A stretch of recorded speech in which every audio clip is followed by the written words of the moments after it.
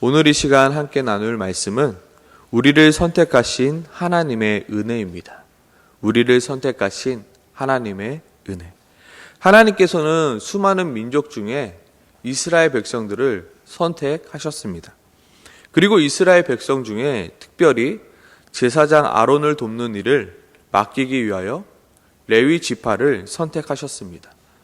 우리는 민수기 말씀을 통해서 선택하시는 하나님을 발견할 수 있습니다. 하나님은 선택하시는 하나님이십니다. 특히 민수기를 통하여 더욱더 정확히 알 수 있는 것은 선택은 내가 하는 것이 아니라 하나님이 하는 것이다입니다. 선택은 내가 하는 것이 아니라 누가 한다고요? 바로 하나님이 하시는 것입니다. 내가 무언가를 하고 싶다, 내가 무언가를 하고 싶지 않다 선택하는 것이 아니라 하나님의 일은 하나님이 선택하여 맡기신다는 것입니다. 오늘 민수기를 잘 살펴보면 레위 지파가 제가 제사장 일을 돕겠습니다라고 지원하지 않았습니다. 하나님이 레위 지파를 선택하신 것입니다. 그리고 그들에게 맡기신 것입니다. 그리고 하나님께서 레위 지파에게 맡기신 것이기에 레위 지파는 그 일에 순종함으로 그 일을 감당했던 것입니다. 만약에 레위 지파가 자기 스스로 제가 한번 그 제사장을 돕는 일을 해보겠습니다라고 자원하였다라면 아마 다른 지파 사람들이 가만히 있지 않았을 것입니다. 나는 전쟁에 나가 싸우는데 너는 이 회방에서 그 봉사하는 일을 하겠다고? 네가 뭔데 그 일을 해? 네가 뭔데 그 일을 맡아서 하느냐? 만약에 그 제사장의 돕는 일, 그 회막의 일을 하고 있을 때 만약에 자기가 조금이라도 못했다라면 어땠을까요? 아마 다른 지파 사람들이 네가 스스로 하겠다고 지원했잖아. 그러고도 그것밖에 못해? 그렇게 할 거면 나랑 바꿔. 내가 하고 말 거야 라고 했을 것입니다. 늘 레위 지파 사람들은 제사장 일을 돕는 일을 하면서 불안해하며 스스로를 자책했을 것입니다. 내가 왜 제사장 일을 돕는다고 자원했던 것일까? 혹시라도 내가 이 제사장 일을 돕는 일에 잘리면 어떡하지라는 불안감이 그들 마음 가운데 있었을 것입니다. 그러나 레위 지파를 제사장 돕는 일로 선택하신 분은 누구셨습니까? 바로 하나님이셨습니다. 하나님이 레위 지파를 제사장 돕는 일로 선택하고 맡기셨기에 그 누구도 레위 지파를 향하여 딴지 걸 수 없던 것입니다. 만약에 네가 뭔데 제사장 일을 돕는 일을 하고 있느냐라고 묻고 있다면 당당히 레위 지파 사람들은 이렇게 말할 수 있습니다. 불만 있으면 나를 선택하신 그 하나님께 따져라. 하나님께서 레위 지파를 선택하셨기에 그 누구도 레위 지파를 향하여 뭐라고 할 수 없는 것입니다. 이것이 바로 하나님의 선택하심입니다. 우리는 이것을 구원의 원리에도 적용할 수 있습니다.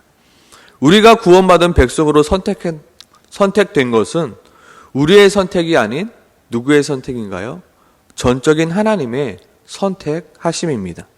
내가 구원받고 싶다고 구원받은 것이 아닙니다. 구원은 내가 자원한다고 하여 받을 수 있는 것도 아닙니다. 구원은 전적인 하나님의 선택 안에 있는 것입니다. 사람들은 우리에게 이렇게 물을 것입니다. 너 같은 자가 어떻게 하나님의 자녀냐?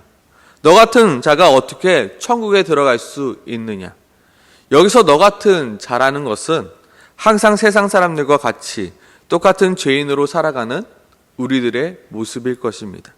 그때 우리는 당당하게 말할 수 있습니다. 선택은 내가 한 것이 아니라 하나님이 하신 것이다. 나를 선택한 분이 하나님이시기에 그 누구도 하나님의 선택 앞에 반론을 제기할 수 없는 것입니다. 로마서 9장은 우리들에게 이렇게 말하고 있습니다. 이 사람아 내가 누구기에 감히 하나님께 반문하느냐? 지음을 받은 물건이 지은 자에게 어찌 나 같은 일을 만들었느냐? 말하겠느냐? 토기장이가 진흙 한 덩이로 하나는 귀 있을 그릇을 하나는 천 있을 그릇을 만들 권한이 없느냐? 하나님의 선택하심과 하나님의 전능하심입니다. 우리는 하나님의 선택함을 받아 하나님의 자녀가 되었습니다. 하나님의 선택이 우리에게 은혜가 되는 이유는 한 번 하나님이 선택하신 것은 그 누구도 번복할 수 없다는 것입니다. 나를 하나님의 자녀로 선택하신 그 하나님은 전능하신 하나님이십니다. 모든 것을 아시는 하나님이십니다. 그리고 실수가 없으신 그 하나님이 누구를 선택했다고요? 나를 하나님의 자녀로 선택했다는 것입니다. 우리에게 생각하기에는 나는 너무 부족합니다.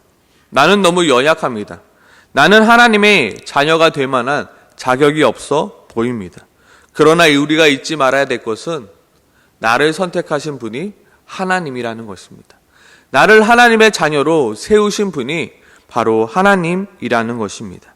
내가 하나님께 뽑아달라고 사정사정한 것도 아닙니다.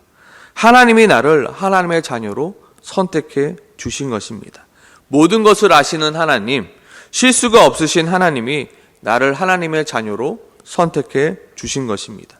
다른 말로 하면 하나님이 보증이 되어 주신다는 것입니다. 내가 하나님의 자녀 맞나요? 내가 이 모습 이대로 살아도 하나님의 자녀가 맞나요? 하나님 말씀하시는 겁니다. 내가 너를 선택했단다.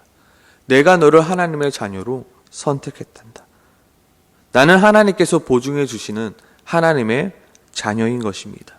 이것이 바로 우리에게 은혜가 되는 것입니다. 우리는 우리의 선택으로 하나님의 자녀가 된 것이 아니라 바로 하나님의 선택하심으로 하나님의 자녀가 되었음을 잊지 않길 소망합니다. 아멘이십니까? 아멘. 그런데 우리는 본문을 읽어가면서 한 가지 질문을 더 던질 수 있습니다. 그 질문은 바로 이것입니다. 그런데 왜 하나님은 다른 지파가 아니라 레위 지파를 선택한 것일까? 다른 지파가 많았잖아요. 그런데 왜 레위 지파를 선택한 것일까요? 어떤 책에는 그 이유를 이렇게 말합니다. 출애굽 이후 시내 광야에서 금송아지 숭배로 인하여 빚어진 민족의 범죄를 척결하는데, 출애굽하고 나서 아론이 금신상을 만들게 되었잖아요. 근데 그 민족의 범죄를 척결하는데 누가 앞장섰냐면 바로 레위 지파가 전적으로 하나님께 헌신하였기 때문입니다라고 어떤 책에서는 그 이유들을 설명하고 있습니다. 하지만 그것은 어디까지나 인간적인 추측일 뿐 하나님은 그 어디에서도 레위 지파를 선택한 이유에 대해서 말씀하고 있지 않습니다. 더 나아가 하나님께서 이스라엘 백성들을 선택하신 이유는 무엇이었습니까? 그들이 무언가가 잘났기 때문입니까? 그가 무언가 하나님께 헌신하였기 때문입니까? 그 이유는 성경에서 이렇게 말하고 있습니다. 모든 민족 중에 가장 적은 자였기 때문이다. 결국 하나님께서 레위 지파를 선택하신 이유는 레위 지파 안에서 있는 것이 아니라 바로 하나님께 있음을 우리는 알아야 합니다. 하나님의 선택하신 이유는 나에게 있는 것이 아니라 누구에게 있다고요? 하나님께 있다는 것입니다. 하나님의 선택하신 이유에는 인간의 어떠함이 있는 게 아니라 바로 하나님께 있다는 것입니다.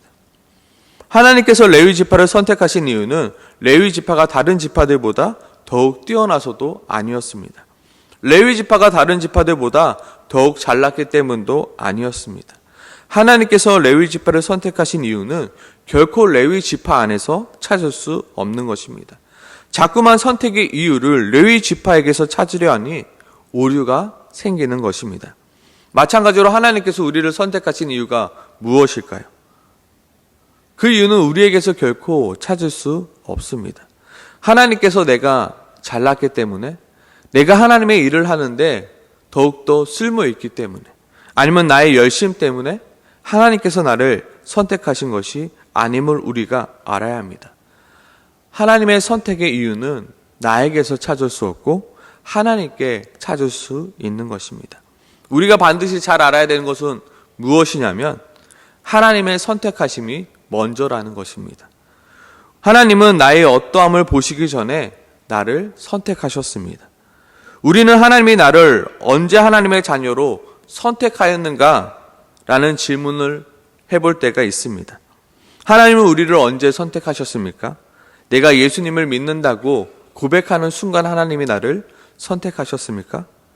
아니면 내가 신앙생활 열심히 하는 것을 보시고 그래 이쯤 되면 됐다, 너 내 자녀 되라 라고 선택하신 걸까요? 하나님은 우리를 영원 전에 이 세상에 창조되기 전에 하나님은 우리를 하나님의 자녀로 선택하신 것입니다. 하나님은 결코 레위인들이 얼마나 회막을 잘 만드는가 테스트 보고 레위인을 선택한 것이 아닙니다. 너가 얼마나 내게 순종하는지 잘하는지 보자 라고 선택하신 것이 아닙니다. 하나님의 선택은 일방적입니다. 우리의 어떠함을 통하여 하나님의 선택이 이루어지는 것이 아님을 우리는 너무나도 잘 알아야 하는 것입니다. 그렇기에 하나님의 선택은 결코 우리의 어떠함에 흔들리지 않는 것입니다. 그렇기에 그 무엇도 하나님의 선택에 영향을 끼칠 수 없는 것입니다. 이것이 바로 하나님의 선택하심이 우리에게 은혜가 되는 이유입니다. 성경은 말합니다. 우리가 아직 죄인 되었을 때 그리스도께서 우리를 위해 죽으심으로 하나님께서 우리에 대한 자기 사랑을 확증하셨느니라. 아멘이십니까? 하나님이 우리를 영원 전에 이미 선택하셨다. 내가 어떠한 모습으로 살아간다 해서 내 구원이 취소되거나 변경되는 것이 아니라는 것입니다. 나는 영원히 너의 아버지가 되고 너희는 영원히 나의 자녀가 된다는 것입니다. 제가 자녀를 낳았습니다. 이 자녀가 나의 속을 썩입니다. 그런다고 이 자녀가 나의 자녀가 아니게 되는 것이 아닙니다.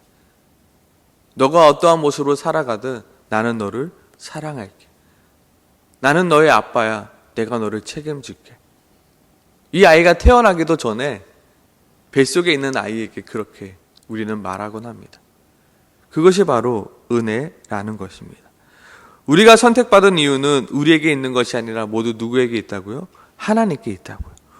우리는 하나님의 긍휼하심으로 선택받았습니다.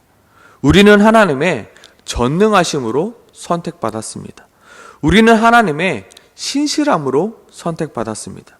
우리는 하나님의 미쁘심으로 선택받았습니다. 우리는 이것을 가리켜 하나님의 은혜라 말하고 있는 것입니다. 그러므로 우리는 하나님의 선택함 앞에 우리는 교만해질 수 없습니다. 오직 겸손해질 수밖에 없으며 감사할 수밖에 없습니다. 그리고 결코 우리의 구원 앞에 불안해질 수 없다는 것입니다. 왜냐하면 선택의 이유는 나에게 있는 것이 아니라 하나님께 있기 때문입니다. 우리의 선택받음은 내가 무언가를 잘하였기 때문이 아닙니다. 우리의 선택받음은 내가 남들보다 좀 더 거룩했기 때문이 아닙니다.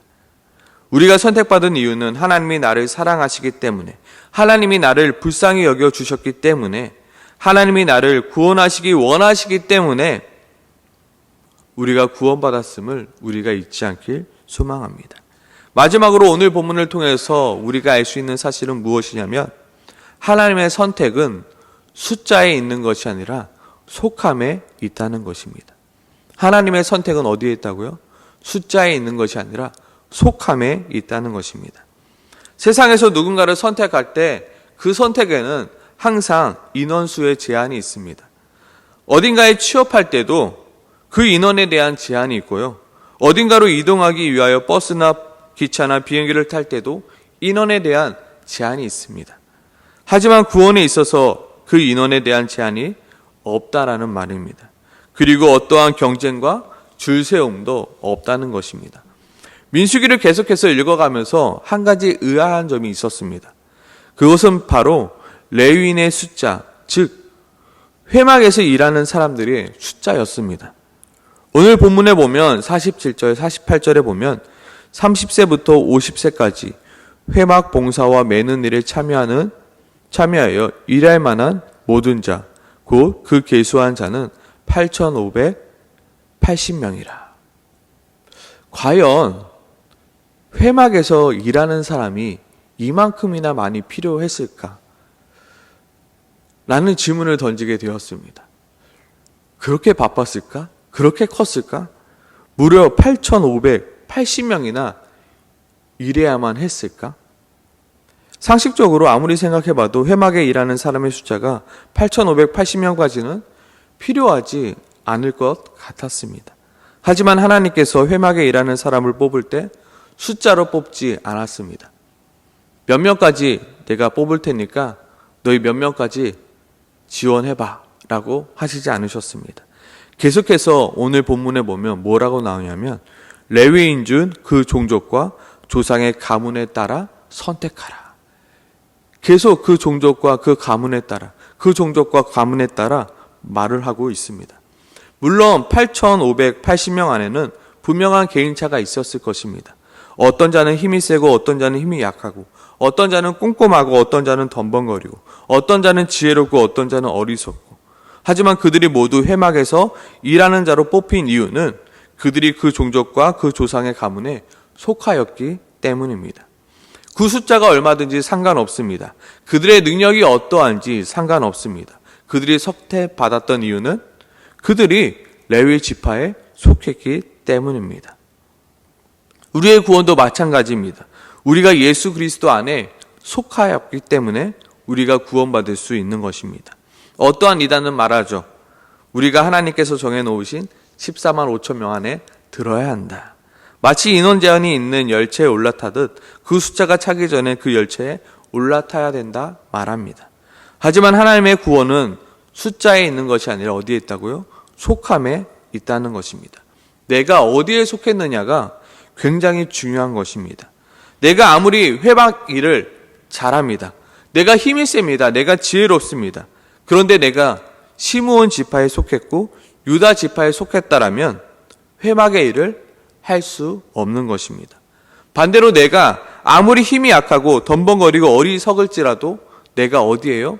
레위 지파 안에 그리고 고핫 자손 안에 속해 있다라면 내가 회막 안에서 당당히 일할 수 있다는 것입니다.